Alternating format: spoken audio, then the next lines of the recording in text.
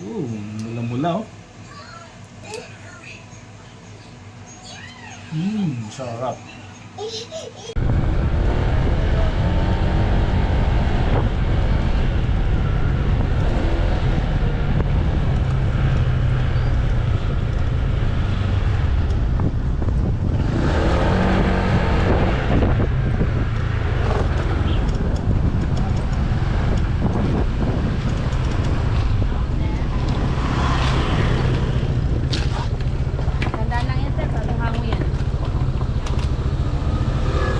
Pwede Gcash to? Dalawa. Kasi sinayo mo, 120 na lang to. 120 yan, malalaki kasi yan. Dalawa dito. Sige. Ano kasha? Thank you very much. Dagdag kasi ako ng ano yun. Ang tahong pa.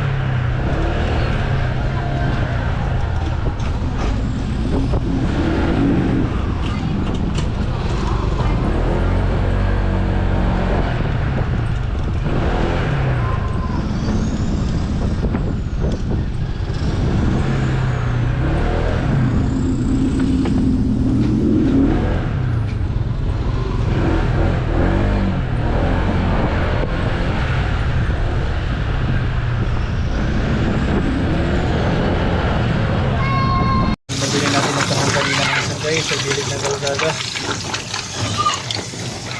Gawin natin ito na simpleng loto pero masarap.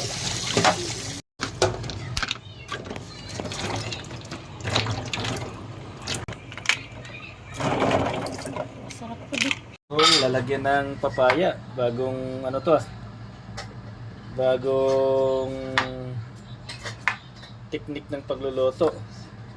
Ayaw niya magpasama sa video eh. Ano lang, kinamot lang. Hinog na hinog yung papaya. Tikman natin yung loto niya. Anong lasa? Sayang! Ibig sabihin, imbento na loto lang to.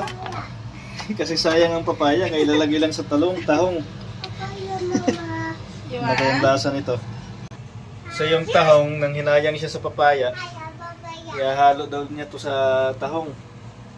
Yung lasa niyan. Lalagyan mo pa ng Sprite yan. Hindi na. Talagang natural lang na may papaya.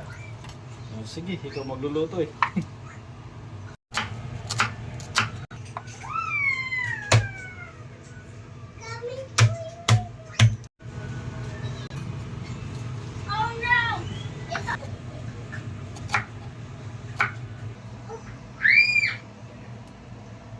Ano yan? Dahon ng sili?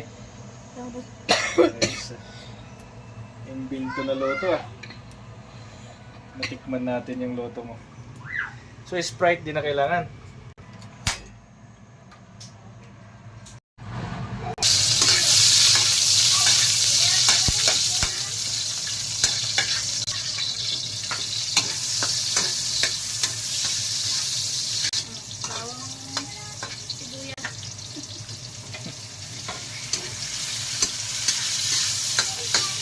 Yung mga gisa mo.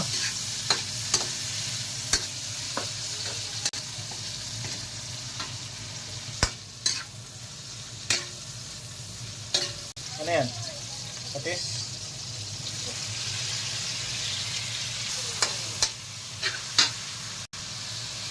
Hindi na yung hinog na papaya. Hindi manamis pa lang sa doon.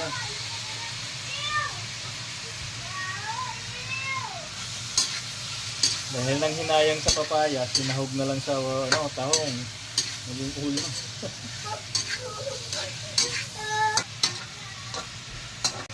Ano yan? Tubig? Tubig.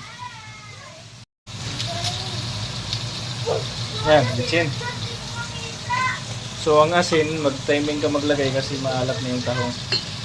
Dagdag na lang mamaya pag dumuka na yung tahong. Tanglad.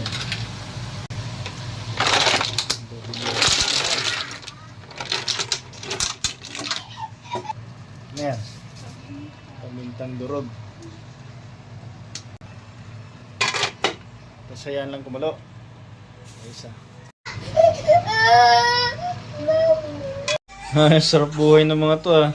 May binanat ah. Tingnan natin kung okay na.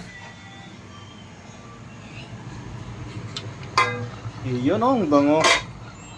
Aba, mabango pala yung nilagyan ng hinog na papaya ah. May naisip kong bagong imbento ah.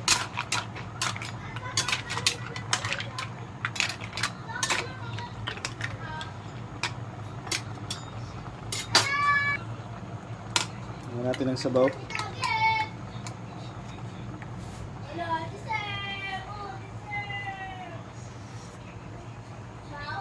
Pwede. Manamis-namis siya.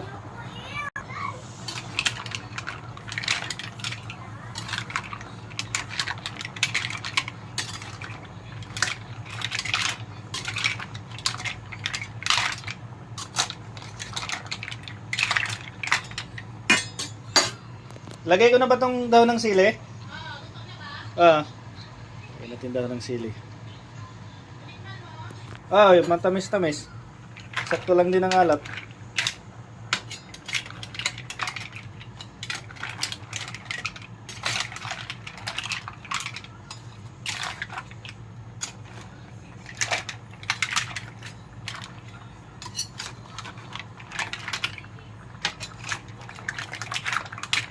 Panalo mga sanggay ah.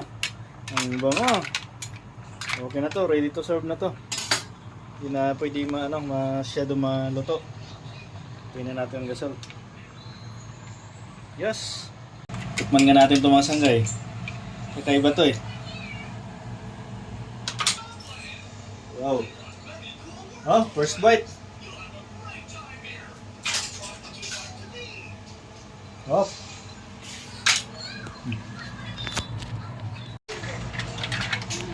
Kain na! Bango. First time ko makakita ng tahong na nilagyan ng papaya na hinog. Pero manamis-namis ang lasa eh. Mula-mula oh. Sarap.